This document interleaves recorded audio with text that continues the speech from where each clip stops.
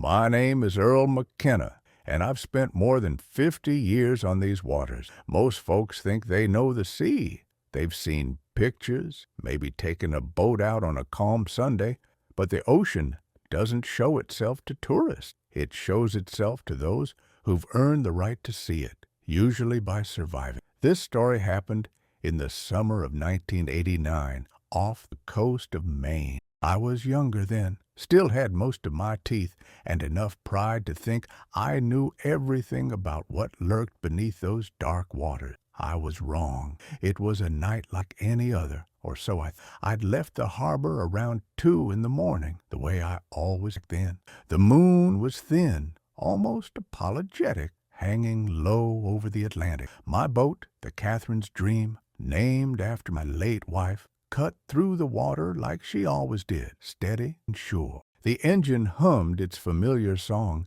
and I settled into that meditative state fishermen know well. You're not quite awake, not quite asleep. You're just present. I had my usual spot picked out about 4 miles east. The water there runs deep, and the bottom is rocky. Good hunting ground for striped bass and the occasional halibut. I'd been fishing that same stretch for nearly 30 years. I could have navigated it blindfolded, but that night something felt different. I can't explain it better than that. Different. Like when you walk into your own house and something's been moved just a fraction of an inch, but your bones know it. The air tasted like copper. The wind, what little there was, carried a smell I'd never encountered before. Not bad exactly, just other. Not of this world, if you'll forgive an old man his poetry. I cut the engine about 50 yards from my usual spot and let the Catherine drift. The water was calm, too calm. I've lived long enough to know that dead calm on the Atlantic is like a smile on a predator's face. It means something is coming or something is hiding. I baited my line that night with a special lure. This was no ordinary hook and line. Years earlier, I'd found an old fisherman's journal at an estate sale. Belonged to a man named Solomon Creed, who'd fished these waters back in the 1920s. In the margins of that journal, he'd written a recipe for bait: honey, fish scales, and something he called moonstone powder, crushed shells from a particular type of mussel that only grew on certain rocks around Acadia. I'd never tried it. Seemed foolish, but that night, I don't know why, I decided to mix them up. The bait glowed faintly in the darkness. Phosphorescent, suppose. Probably just the honey and some chemical reaction. Scales. Probably. But it looked alive in a way nothing should look alive at 2:30 in the morning. I cast the line out into that dead black water. For maybe 5 minutes, nothing. Just the gentle rock of the boat, the creak of the wood, the soft splash of water against the hull. I stood at the bow, smoking a cigarette, watching the line. The glow of the bait faded deeper, deeper, disappearing into the nothing below. And then the water went I don't mean quiet, silent. The kind of silence that has weight to it. The kind that pushes against your eardrum. Even the gentle lapping of the waves against the boat stopped. The world held its breath. My hand was steady on the fishing rod. I've played this game 1,000 times. Wait for the bite. Feel the tug. Set the hook. Reel in. But my heart was hammering like wanted out of my chest. I waited and waited. The silence down harder. I could hear my own blood moving through I could hear the cigarette paper burning. I could hear something else, too, something so faint I almost convinced myself it was just tinnitus, a sound like singing or like wind moving through a cave you've never seen.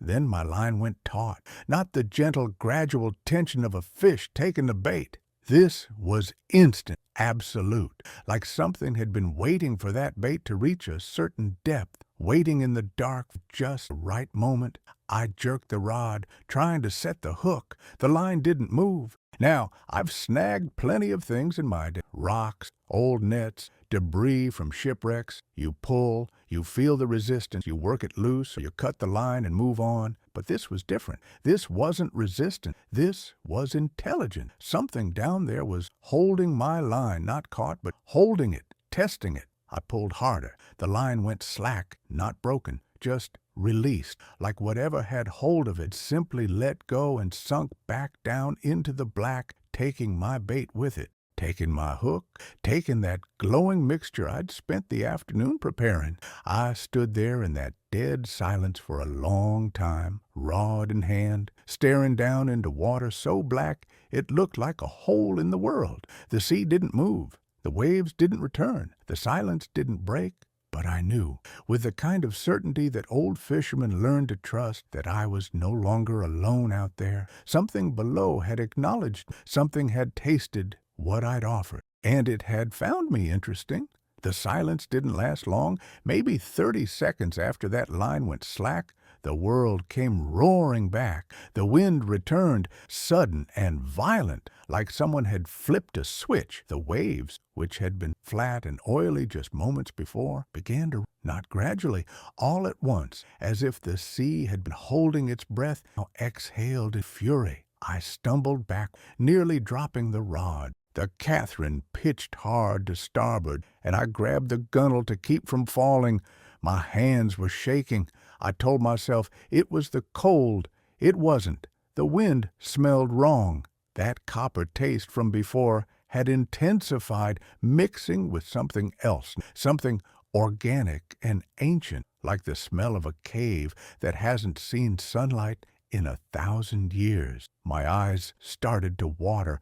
I should have headed back to harbor then. Any sensible man would have. But I'm not sensible. And I was younger then, foolish in the way young men are. I thought I'd stumbled onto something, a new fishing ground, a new technique. I wasn't scared, or if I was, the fear tasted like excitement. I reeled in what was left of my line. The hook was gone, clean break, right at the eye, not rusted through, not worn down, snapped like it had been caught between the teeth of something massive. I was tying on a new hook. The first wave hit, not a normal wave. I've weathered nor'easters that would make lesser men weep. I've seen the Atlantic in full tantrum, throwing itself against the rocks like it wanted to swallow the land whole. But this wave was different. It came from below, pushing the boat upward like something's lifting underneath. The Catherine rose so high I thought for sure she'd flip backward. The horizon disappeared. All I could see was water above me, water that had turned a deep, sick green-gray in the starlight. Then we dropped. The impact nearly threw me to the deck. My teeth clicked together hard enough that I tasted blood. The boat shuddered, and for a moment I was certain she'd stove in the hull. But the Catherine's a sturdy girl. I grabbed the wheel and fired up the engine. Time to go home and sit with a cup of coffee and pretend this night had never happened. But the engine wouldn't turn over. I tried again. Just a grinding sound, like the starter was chewing on something it couldn't swallow. I tried a third time, and this time I heard something crack inside the engine block. I killed the ignition before I could do more damage. The boat drifted. The waves kept coming. Not waves, really. Surges. Rhythmic, deliberate, like something down there was pushing, testing the boat's buoyancy, testing me. That's when I saw it. There was a glow in the water. Not like bioluminescence. I know that look. Seen it 100 times in the summer when the dinoflagellates bloom. This was different. This was concentrated, purposeful. It moved in a circle around the boat about 20 feet down, visible through the dark water, like a lantern being carried by an invisible hand. I leaned over the rail, and I shouldn't have. You never lean over the rail when something's hunting you. But I did. The glow moved faster, closer. It was coming toward the boat. My mind tried to categorize it. A bioluminescent fish? A deep-sea creature that had somehow come shallow? A submarine? The last one was ridiculous. But the human brain grasps at anything rational when it's scared. The glow broke the surface about 10 feet from the bow. It wasn't a fish. It wasn't a submarine. I've spent 50 years trying to describe what I saw, and I still can't do it just. Imagine a sphere of light, maybe 3 feet across. The light, it pulsed and shifted, colors moving through it like oil on water, greens and purples and sickly yellows. And inside the light, I could see shapes that almost looked like faces. Almost. The sound started then. The singing I'd heard before, now louder, now all around me. It wasn't one voice. It was many, hundred, maybe thousand, all singing in a language that wasn't but something old, something that bypassed my ears and went straight into my skull, vibrating in my bone. My knees buckled. I fell hard against the wheel, and the pain of it brought me back to myself, brought me back to the present moment instead of whatever nightmare I was slipping into. I crawled toward the cabin. I don't remember deciding to do it. My body just moved. Survival instinct, pure and simple. Behind me, the glow rose higher out of the water, higher. It was the size of a house now. I could feel heat radiating from it, even from where I crouched in the cabin doorway. The Catherine rocked violently, and I realized water itself was heating up. Steam rose from the surface where the light touched. I grabbed the radio with shaking hands and tried to call the Coast Guard. Nothing but static, and underneath the static, that sound, that awful, beautiful singing. The light reached toward the boat, not in any physical way. It didn't touch us. It felt like a hand reaching, like something was trying to take hold of the Catherine's soul, if a boat has such a thing. That's when I screamed. I don't remember making the decision to scream either.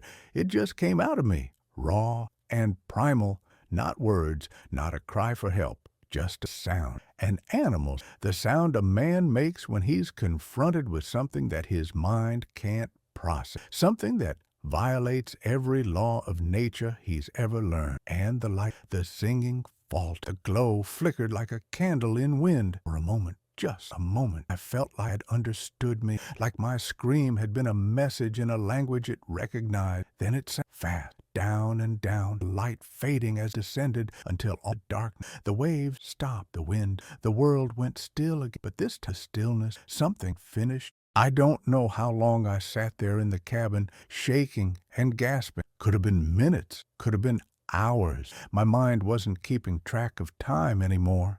Eventually, my hand stopped shaking enough to try the engine again. It turned over on the first try, like it had never been broken at all. I didn't waste any time. I pointed the Catherine toward home and pushed the throttle as far as it would go. The whole way back, I kept expecting to see that light again in my wake, following, but there was nothing, just the dark water and the stars above, indifferent and cold. By the time I reached the harbor, the sun was coming up.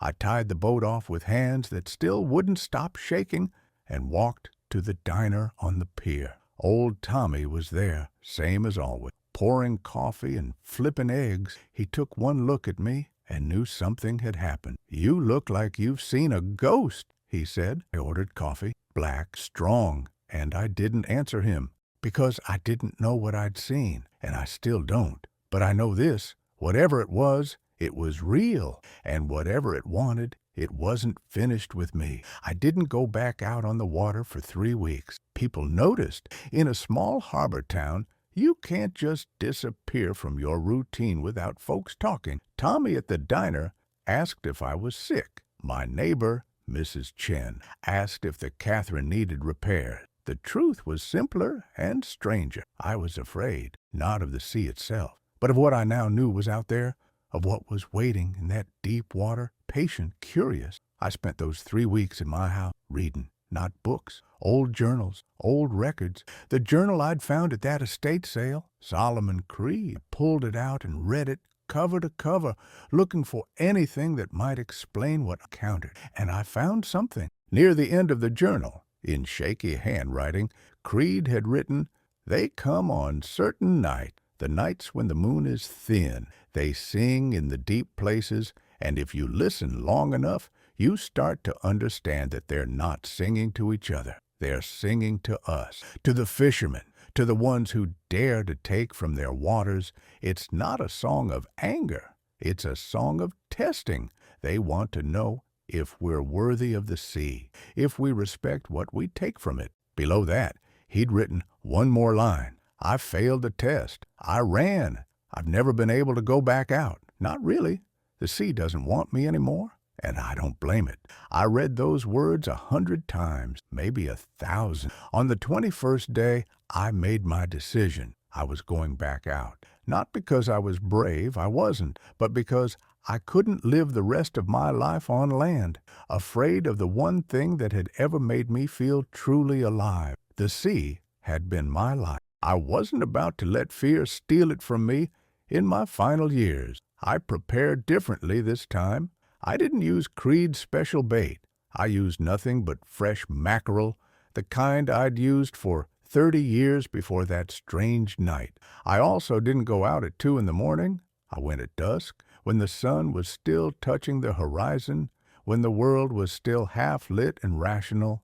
The Catherine cut through the water like she was glad to be moving again. I could swear she purred. I didn't go to my old spot. Instead, I headed north, toward deeper water, toward the places I'd always been a little too nervous to fish. If something was going to find me, I reasoned, I might as well make it easy. I dropped anchor as the last light was bleeding out of the sky. The water was calm, perfectly calm. No wind, no waves, the kind of evening that makes you think the world is at peace. I cast my line and waited. The bite came almost immediately, hard, confident, a real fish time. I could feel it in my bones. I started to reel, and it fought me a good fight. Honest, my arms ached, and my hands were bleeding a little where the line cut into my palms, but I didn't care. This felt like fishing.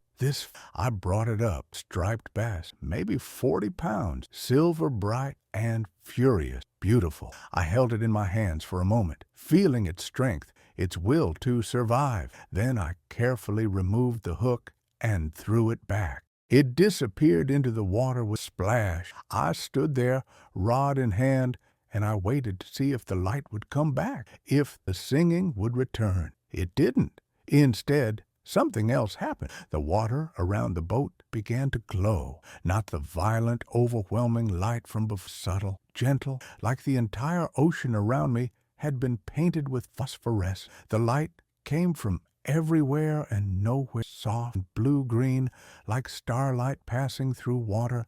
And in that light, I saw them, not fully, never fully, but glimpses, shapes, silhouettes. They moved beneath the boat, huge, ancient things, bigger than whales, older than time. They circled slowly, and I understood somehow that they were watching, evaluating me. I didn't run this time. I didn't scream. I just stood there, tears running down my face, and I spoke. I'm sorry for every fish I've taken for every time I've treated this ocean like it's just something to use. I'm sorry. I didn't know. Or maybe I did know and I didn't care. Either way, I'm sorry. The shapes moved closer. One of them rose, and I saw an eye, vast and dark and intelligent, break the surface for just a moment. It looked at me, really looked at me, and in that look, I felt seen in a way I've never been seen before or since. Then they sank back into the deep. The light faded. The water went dark again. But this time, it didn't feel threatening. It felt like a door closing gently, like a conversation that had reached its natural end. I sat in the boat until full night fell, just breathing, just being present. Then I fired up the engine and headed back to harbor. That was more than 30 years ago now. I'm 73 years old as I sit here telling you a story, and I've thought about that night every single day since it happened. Some days I'm convinced it's real. Some days I think I had a fever or a breakdown or too much whiskey before I went out. But here's what I know for certain. I've never caught a fish since that night without saying a prayer of thanks. I've never thrown my line in the water without asking permission first. And I've never forgotten that feeling, that moment when something vast, ancient looked me in the eye and decided I was worth keeping around. The sea doesn't forgive easily, and it doesn't waste its time on those who don't respect it. But if you show it if you acknowledge that you're just a visitor in its domain, that you're taking only what you need and no more, then maybe, just maybe, it lets you come back. I don't know if what I saw that night was real. I don't know if it was a creature, spirit, a hallucination born from fear and salt water and exhaustion. But I know this, the sea changed, it tested, and for the rest of I've tried to be worthy of that path. That's the only truth I can offer. Respect what's bigger than you. Acknowledge that there are mysteries in this world that don't need to be explained or understood. And if you're ever lucky enough or unlucky enough to come face to face with one of those mysteries, don't run. Stand still. Listen, because the universe is trying to teach you something. The sea taught me that we're not the masters of this world. We're just guests, and guests who overstay their welcome, who take more than they're given, who forget to say thank you. Well, those guests eventually get shown the door. I've spent 50 years as a guest in the sea's house, and I'm grateful for every moment of it. The sea doesn't give respect to the arrogant. It tests the humble and rewards those who understand that we are not the masters of nature, but merely visitors in its domain. True wisdom comes not from conquering what is greater than us, but from acknowledging it, respecting it, and learning to live in harmony with forces beyond our control. Earl McKenna learned that humility and reverence can transform fear into understanding, and that the greatest adventures are not about survival, but about transformation. If you've enjoyed Earl's story, I'd be grateful if you subscribe to hear more tales from the sea. These are stories I've carried with me for decades, and there are many more waiting to be told. Like this video? Share it with someone who loves the ocean, and let me know in the comments, what mystery of the sea do you believe in? What's your story? Earl McKenna is listening.